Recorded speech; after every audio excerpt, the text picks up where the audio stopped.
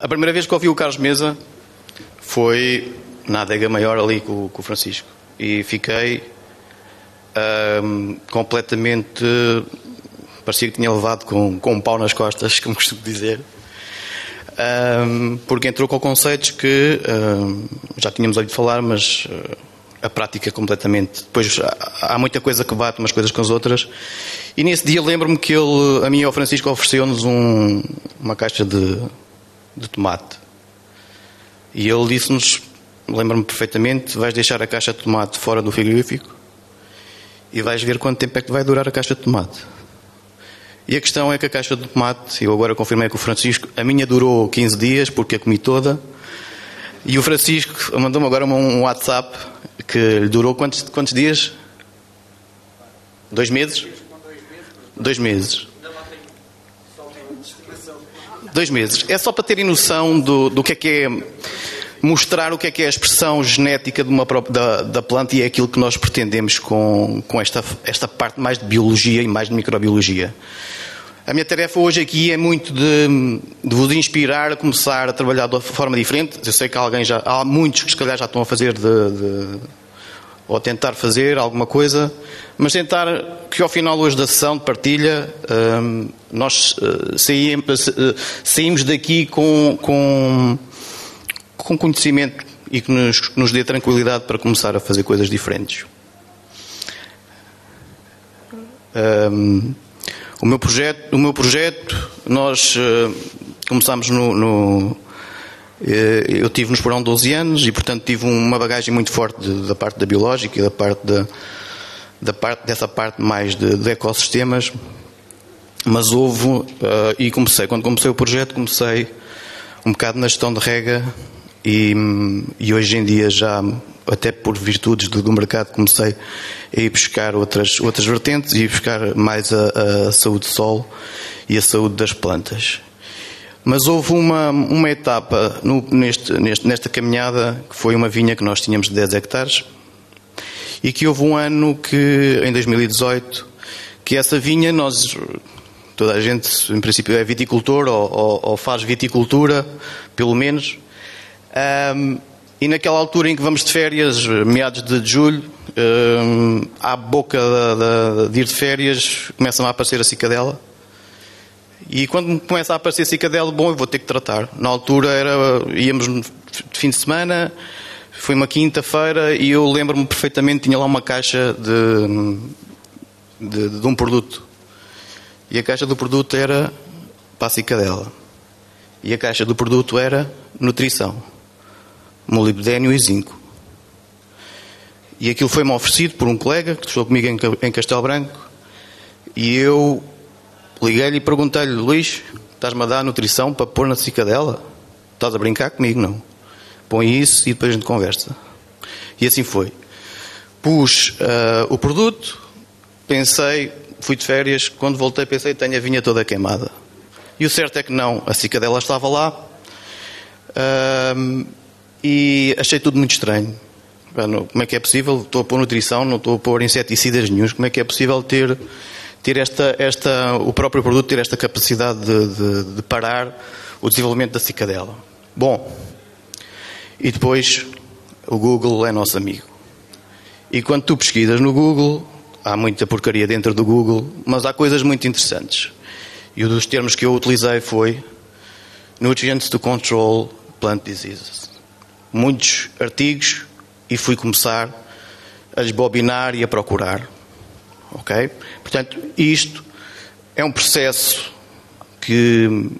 e eu ando muito de carro e tenho muito o hábito de ir com podcasts, de ir ouvir coisas, e as coisas vão entrando e a gente vai percebendo alguma dinâmica e alguma daquilo que se passa, ou pelo menos tentamos explicar aquilo que se está a passar com as plantas. O certo é que eu apanhei uma série de artigos e que vos aconselho a passarem, a googlar e a passarem isto pelos olhos.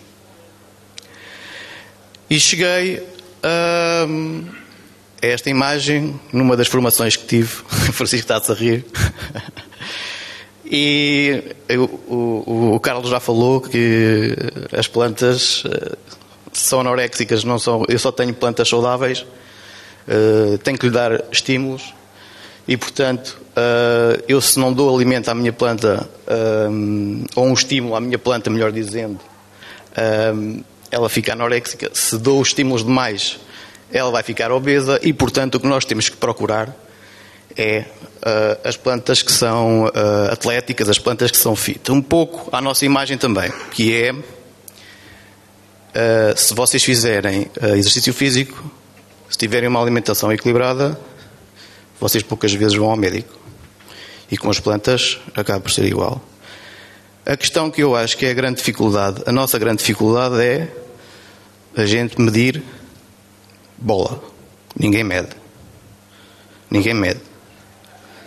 Quando começamos a medir, nós começamos a perceber o que é que se está a passar. E muitas vezes somos nós a fonte do desequilíbrio que estamos a provocar às próprias plantas. Mas adiante, já vos vou explicar como é que podemos atuar nessa fase. Daquilo que vos queria falar é: eu não tenho plantas saudáveis se não tiver solos saudáveis. Eu não tenho solos saudáveis se não tiver plantas.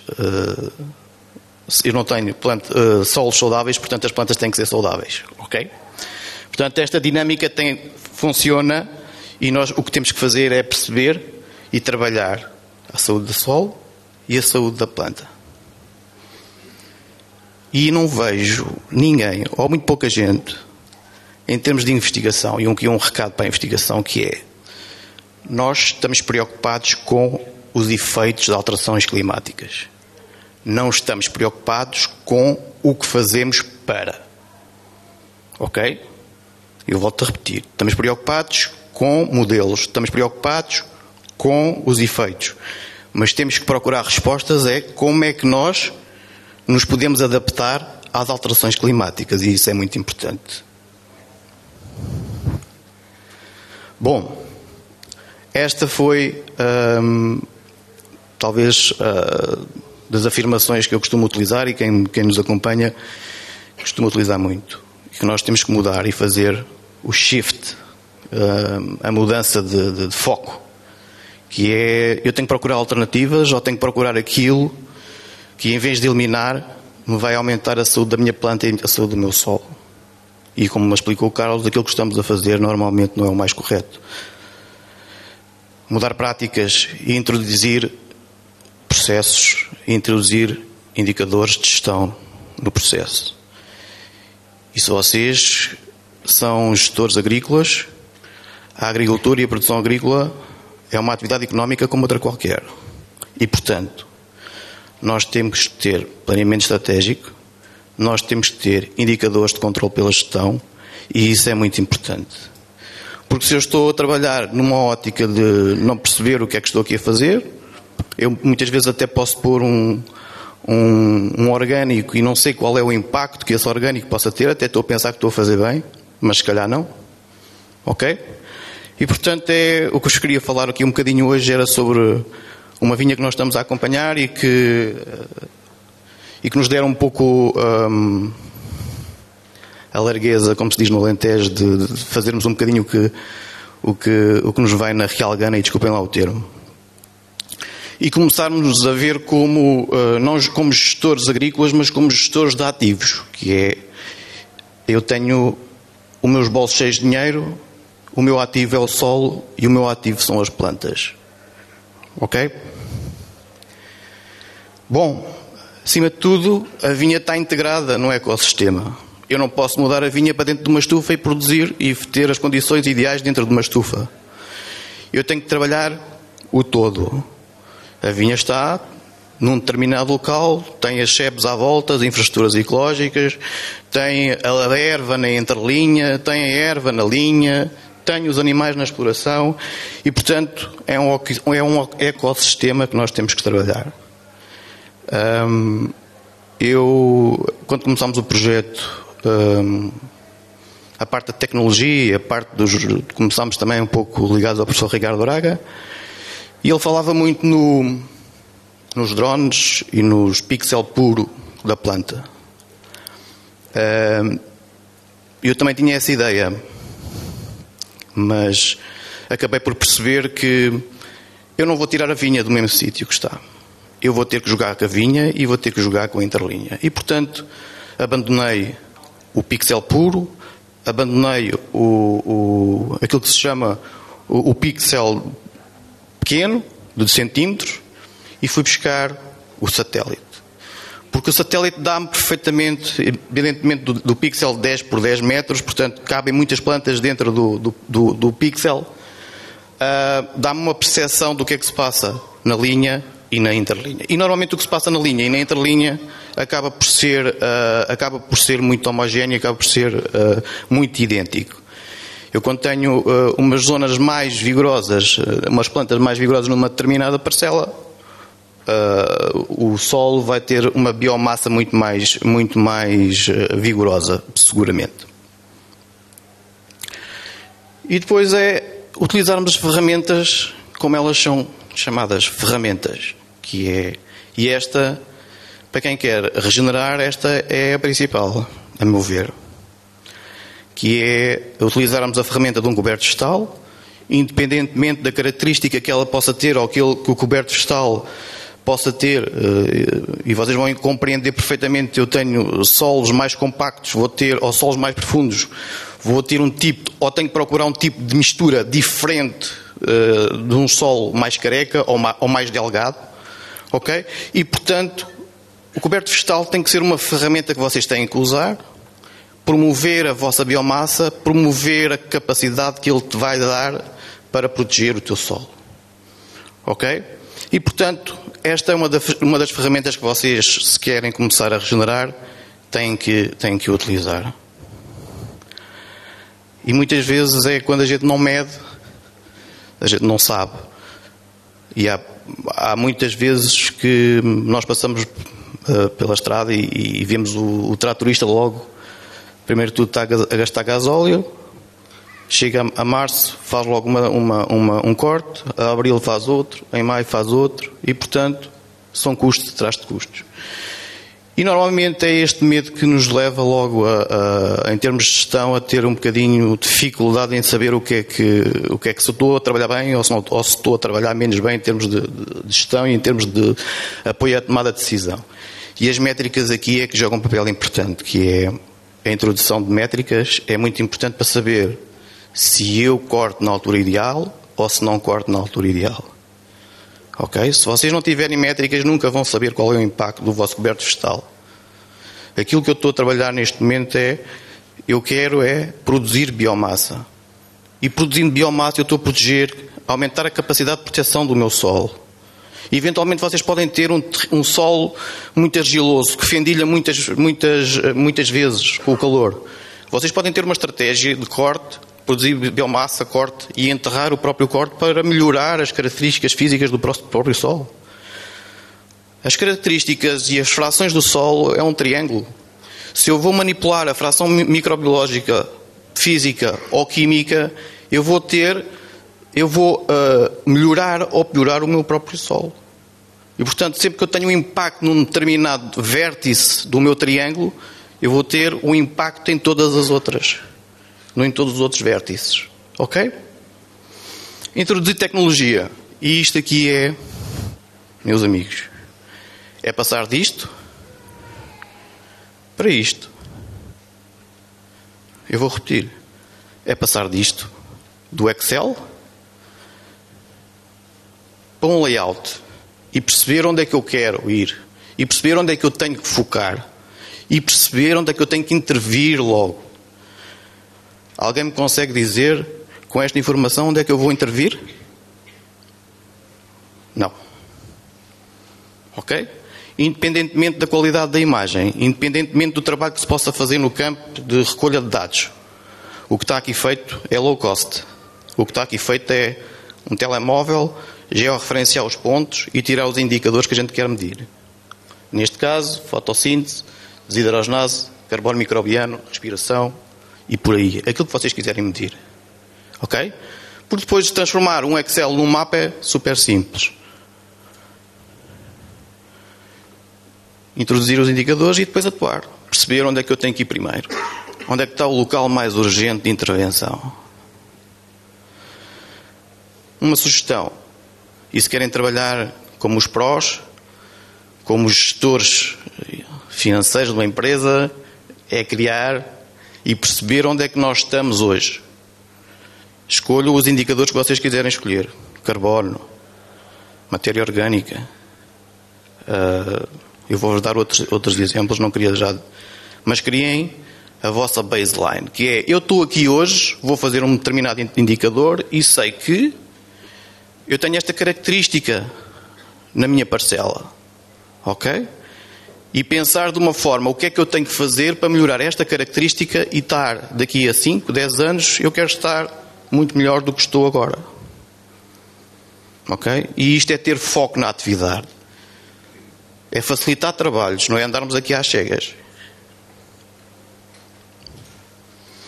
Esta é o indicador que eu acho que todas as explorações deviam ter, que é a taxa de erosão potencial do solo. Ou seja, o que é que isto me vai dizer?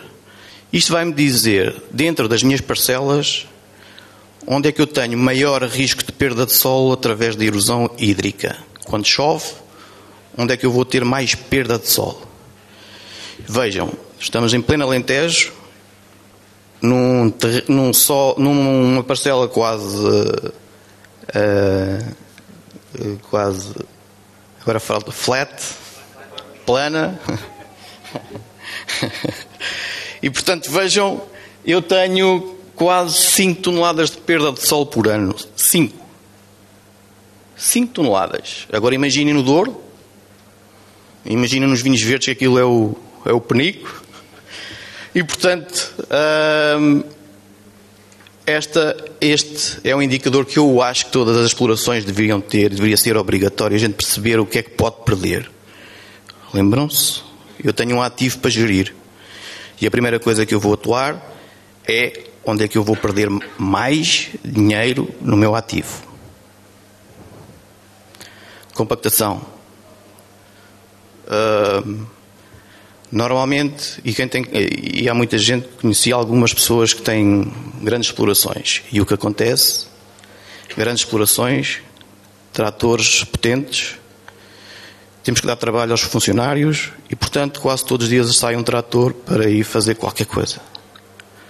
Um trator sai da vossa exploração para ir trabalhar o solo ou para ir fazer um corte coberto e pelo menos são 5 toneladas de peso em cima do solo.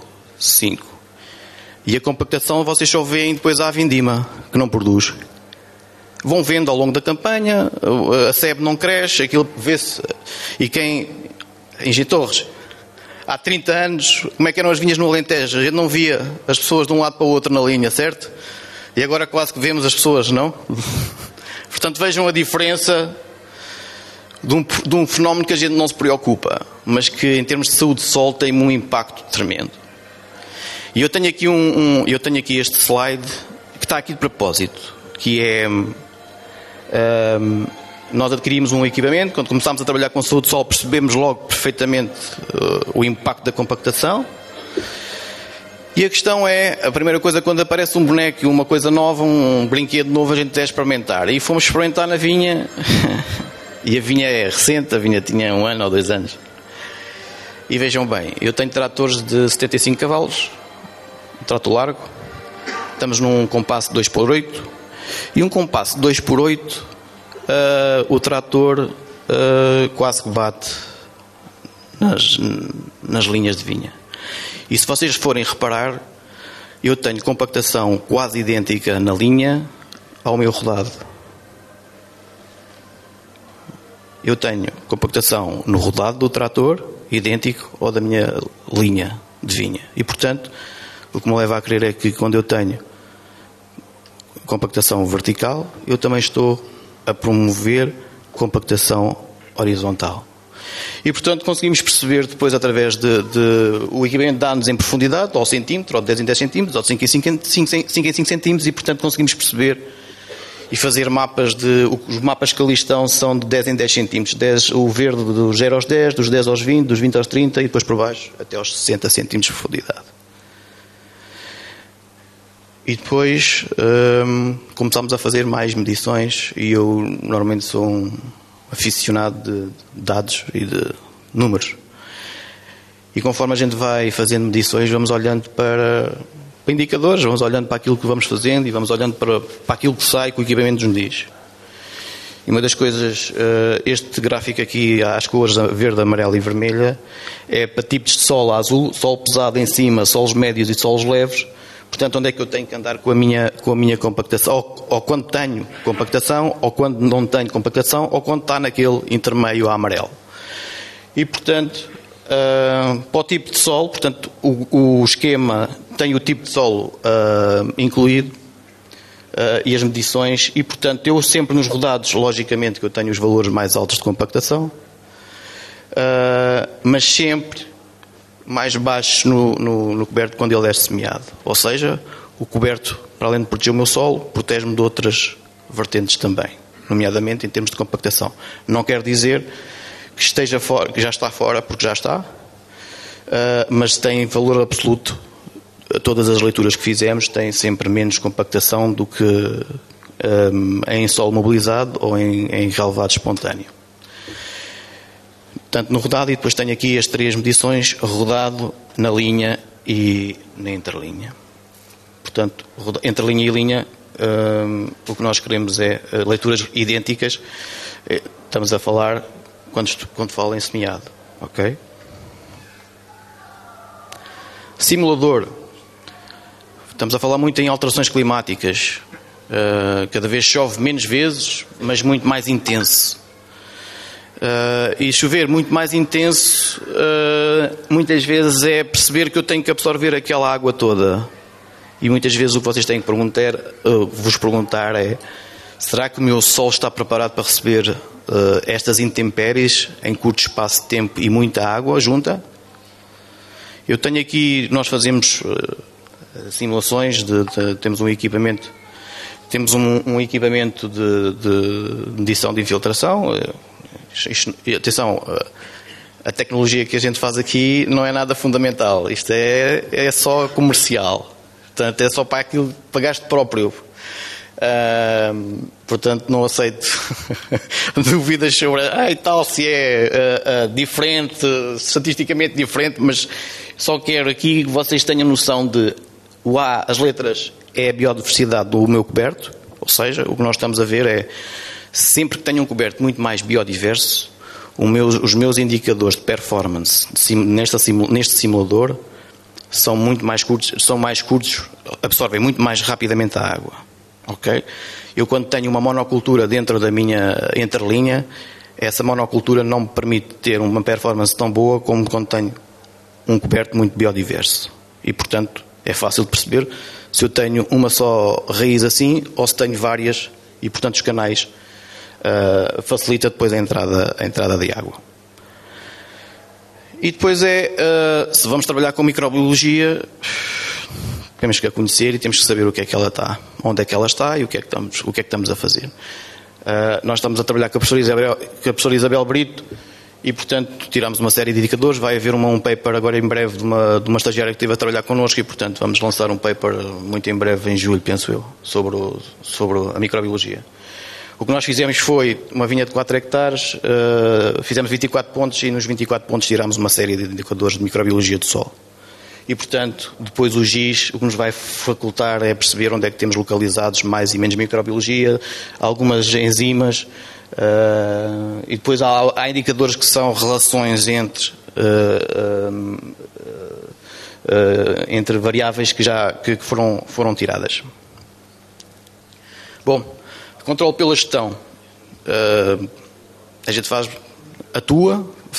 serviço na vinha, temos que saber o que é que acontece. E é isto é que depois acontece muitas desgraças. Das coisas que mais me gosto de eu ouvir nos podcasts, porque faço muitas viagens, é este podcast que eu aconselho a vocês ouvirem. Um investigador da Universidade de Washington, o Tom Dijkstra, a meia altura dizia que os insetos preferem plantas doentes e nutricionalmente desequilibradas e fogem das plantas sãs. Não esqueçam. E também dizia mais: os insetos de sistema digestivo simples não gostam dos açúcares complexos. O que eles vão à procura é dos açúcares simples. E, portanto, eu quando tenho uma cadeia longa de açúcar, ele não consegue alimentar-se e, portanto, acaba por morrer. E agora é que a coerência tem que bater quando vocês começam a tirar indicadores, que é, ok, este senhor investigador disse-me isto, o que é que eu tenho que analisar para ir perceber como é que estão os açúcares, ou para ir perceber como é que está o azoto. Muitas vezes ensinam-nos na escola, o azoto provoca sensibilidade nas plantas, ok? Mas provoca como? Eu tenho que dar azoto às minhas plantas. Como é que provoca? O azoto é bom para as vinificações. Ok? Portanto, há aqui um contrassenso e temos que perceber o que é que são açúcares complexos, onde é que eu posso ir medir e onde é que eu posso gerir esses açúcares. Ok? Bom, toda a gente se esquece deste fenómeno. A gente esquece disto. Este é o fenómeno mais importante que as plantas vão buscar, onde as plantas vão buscar energia. E isto, um CEPAD, vocês conseguem medir clorofila. A fotossíntese é aquela fórmula. E a fotossíntese sendo daquela forma, nós temos que ter meio de medir o resultado daquela fórmula. Ou alguns constituintes daquela fórmula. Correto? Clorofila, já vos disse que vocês conseguem medir clorofila. Açúcares, glicose.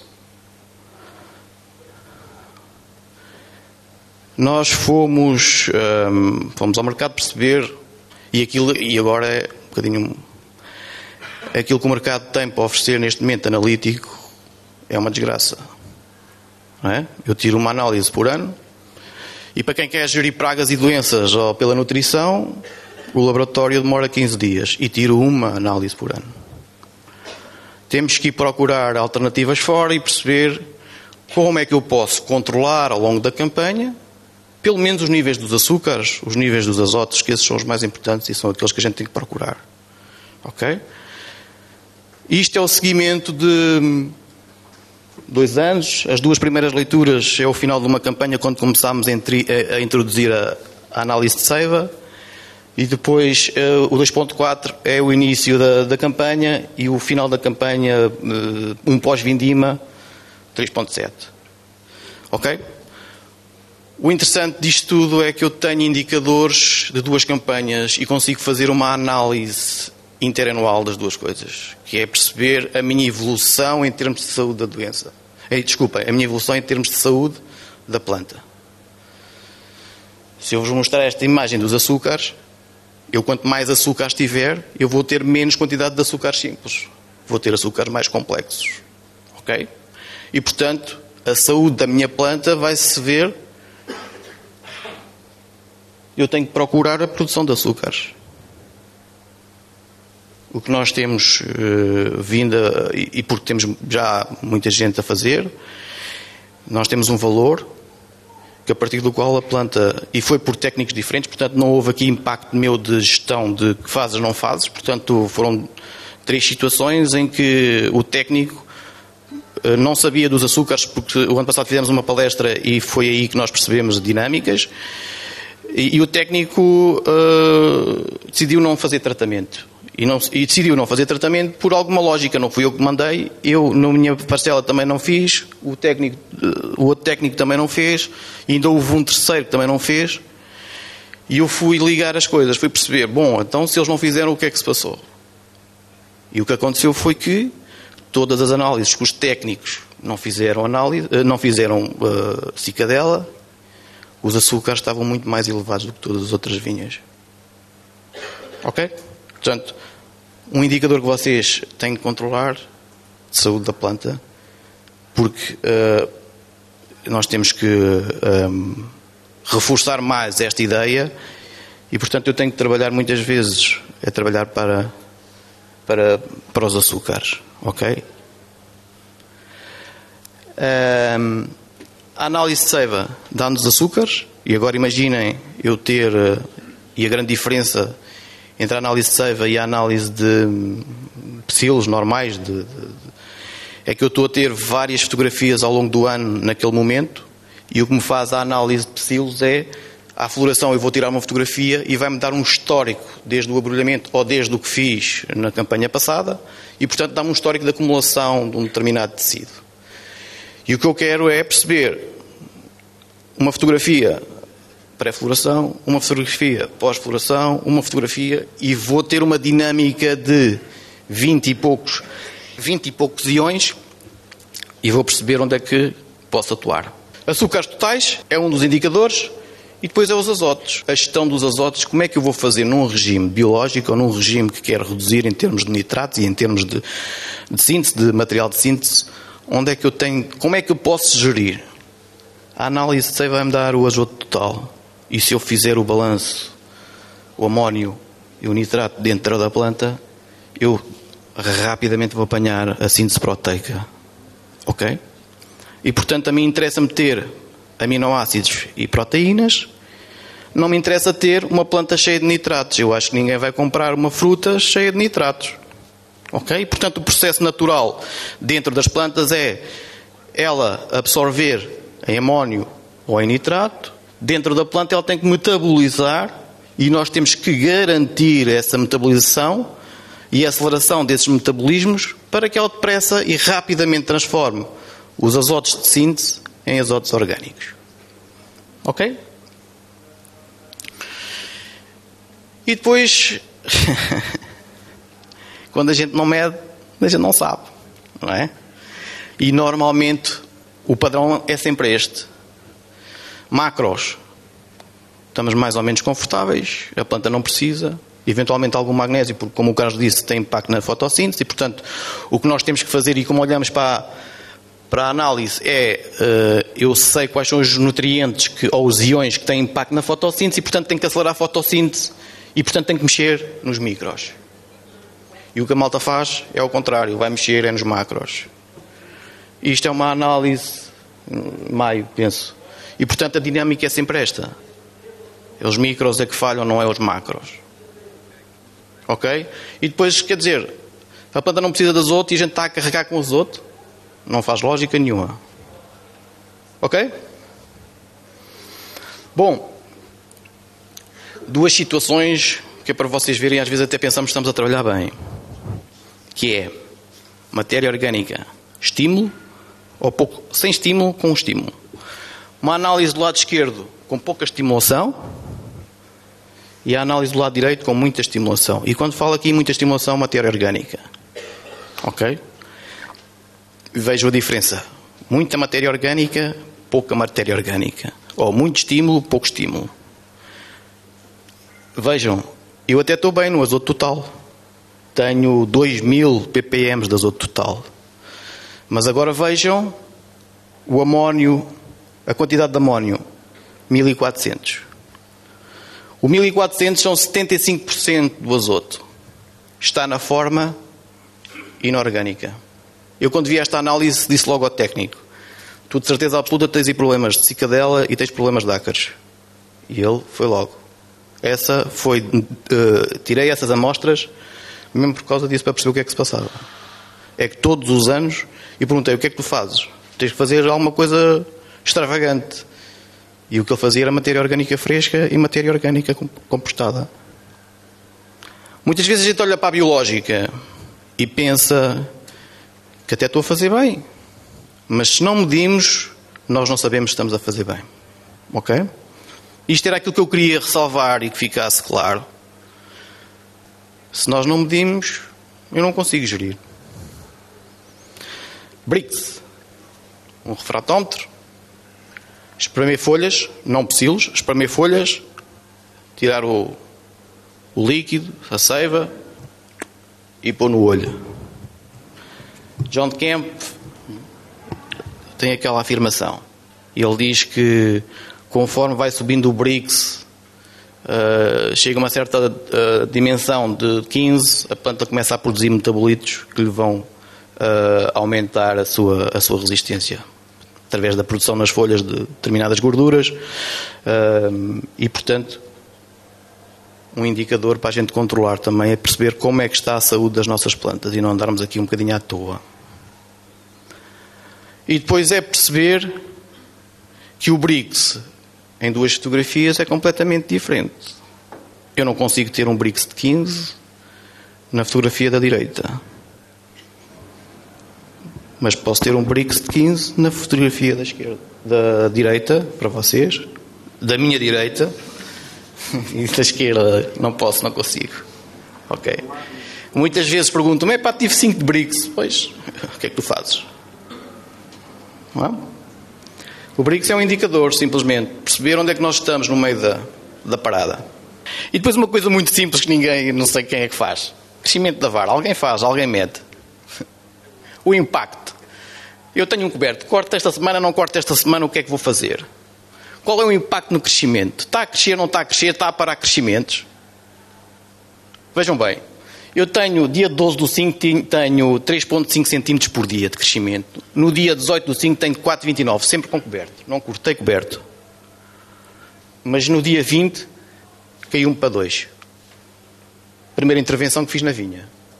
20 de maio. Ok? Voltei a medir o impacto da nutrição. 24 do 5, 4,25. Ok? Voltou a cair. Portanto, o que eu vos quero dizer é, a estimulação é muito importante. O biológico não é dizer, vai à tua vida. O biológico é, eu tenho que estimular, não tenho alternativas, tenho que estimular. Como é que vou estimular? Não posso usar fertilizantes sintéticos, tenho que estimular de alguma forma. Ok? E depois é reduzir o número de passagens. Não é? Desde 2019, a vinha é pequena, estamos só a trabalhar com gasóleo agrícola e, portanto, vejam o impacto. Ok? Quilos. Uma vinha nova, que é o mais importante, se calhar, para o pagamento ao produtor. Se calhar o indicador ainda não é o mais importante, mas também é importante.